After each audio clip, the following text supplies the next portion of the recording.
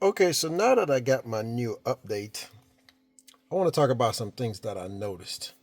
Like if you go into the vehicle settings, this used to be pedal control. I think it said pedal control if I can remember. But now it says dynamics, which means that's where you go to change it from chill to standard.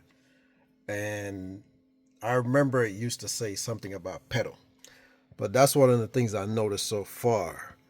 Uh, I haven't noticed any changes else that I can remember here in the control settings.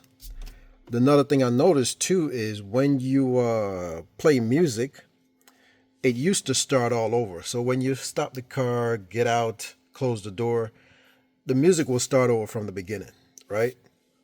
And sometimes that was kind of weird to me, and sometimes it was good. Who knows? It depends on which way you look at it. But at this current time, after the updates, it continue where it left off. So whatever music I was playing from the streaming music service here, it automatically just continue where it left off instead of starting all over. So that's kind of a better thing for me because sometimes I don't want to keep hearing the same music over and over again every time I close the door and get out of the car, and then when I open the door again, it starts over from the beginning. So I kind of like it better this way that it starts over from where it left off. And as you can see, the new charging status is on the side right here now, where it looks like it's going up. Give all the details right here instead of being across. And I kind of like this too. It seems like everything looks better this way versus, going the other way. And when you change the percentage and miles, it shows the different information based on which setting you have it on. So if I put it on mileage, you can see that it says 26 miles per hour and it added 47 miles. Over here, when it changed the percentage, it would tell you the kilowatts and how much kilowatts per hour it added. So that's the difference right here. And this information was still, it was just in a different format instead of on the side like that. So those are the things I've noticed so far that I can identify. Oh, and then when, of course, you get the big picture right here, which is a whole lot better. You know what I mean? I like that big picture right here. Now, even though I've changed out my rim, you can't really change out the customization feature of the rim. So when you go to your vehicle and you go into the customization part of it, you can change the color and stuff like that. That's in the toolbox. So when you go to the toolbox, you can go here. You can go here and colorize it. Okay. So you can change the outlook of your car to a different color and, make it look different. But that only applies to the color paint of the car. It doesn't change the rim. So I wish they would add one of those features in there where you can change your rim style, even though, you know, uh,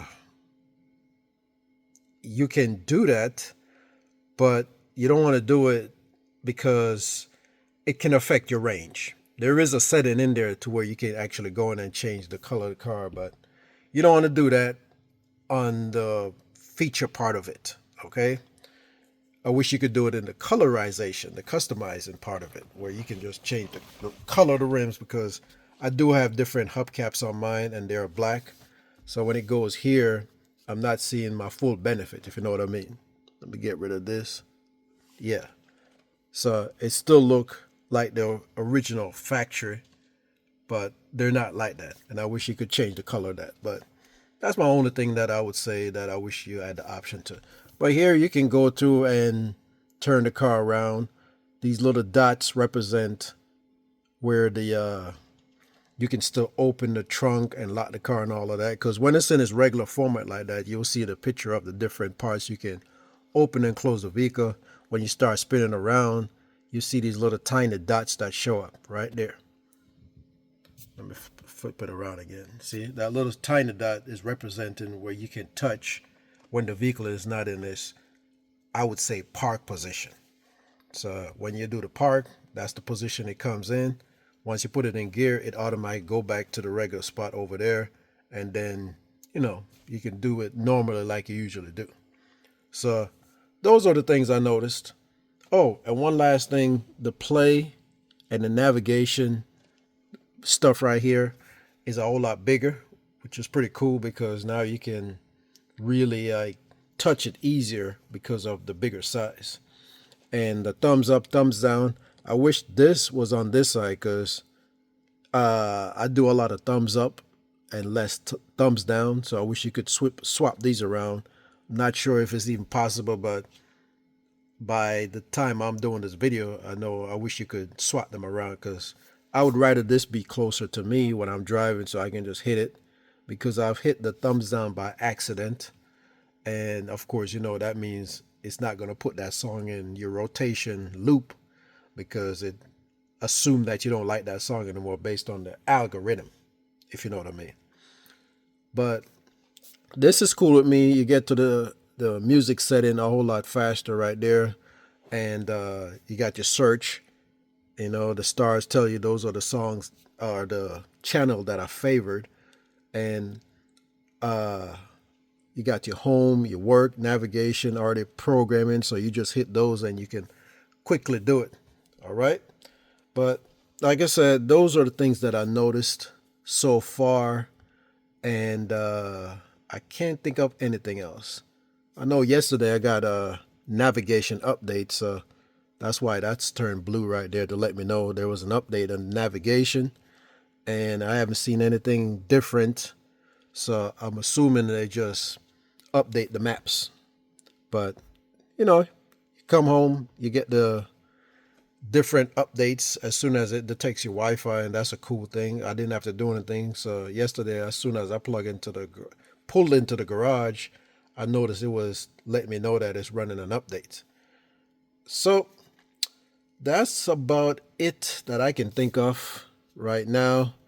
Like I said, I'm still playing with the new interface, or this big new update, I should say, to see what's new and the changes that it's made. But I'm pretty sure there'll be more changes coming along the way. Those are the things the wiper blade, yeah. So now that's pops up like that, and you adjust it on the steering wheel. So I notice that's a difference, okay? So you can change the difference speed based on the steering wheel, and it shows you on the screen. All you have to do is just turn the dial, and it goes from the different settings. So I really think that's it this time. No, I keep saying I think that's it, but I can't think of anything else. But if I do, there'll be updates. I, I want to talk about the music streaming thing, how to save your songs, make a radio station out of it. But I'm not going to do it in this video. I'll do it in another one. This is more like my feedback on the updates that I noticed so far. But it's pretty good. And I like the fact that you can go widescreen, especially when you're driving, because you used to have the only restriction I have in the car on this side while you're driving. But now you can go full screen on it, and that's pretty good because I got used to it on the full self-driving trial that I had. And as soon as the trial ended, it went back to that little tiny screen. And I'm like, why can't I get the full screen? Because not every time I'm using the navigation maps where I need the map and the car at the same time. I just would like to have the full screen. So I'm glad they put that option in there now to go full screen while you're driving. And you don't have to worry about, this half screen sharing business going on. Because when you have the navigation like this, normally that's what you see. And you couldn't change it. It would just be stuck on that part right there. You couldn't make it wider unless you have that full self-driving package. But now while I'm driving, I can swipe it across and get to see the full screen. You get to see more view, more details. So see cars on the other side of the street, more cars on the street. It just seemed like it's the smart thing to do is just have it where you can just go full screen. So I'm glad Tesla decided to do that because it makes more sense. Having this full screen option is better because you don't use the navigation all the time. There's times where you just know where you're going and you don't need the navigation. So I should have that option to just take it off the screen and go full screen with my view. So that's an option, and I'm glad they put it in there, and I want to thank them for that. So I can take full advantage of my screen size. Okay, all right, that's going to be it. I'm going to let this vehicle finish charging, going up to 75%. I usually just charge it to 75%. I know they say 80 for daily driving, but I realize when I put it at 75% based on my driving, because I've tested different levels, it let me charge maybe twice a week. All depends on how much driving I've done. But so far, twice a week is my average. And that's usually like at the beginning and the end of the week, like today. And this is going to take me all through the weekend. But if I don't do a lot of driving during the weekend, then it's going to take me into Monday or probably Tuesday. So that's a good thing. All right. Anyway, that's going to be it. That's my feedback so far. Thanks for taking the time for watching. Until I see you next time, have a good one.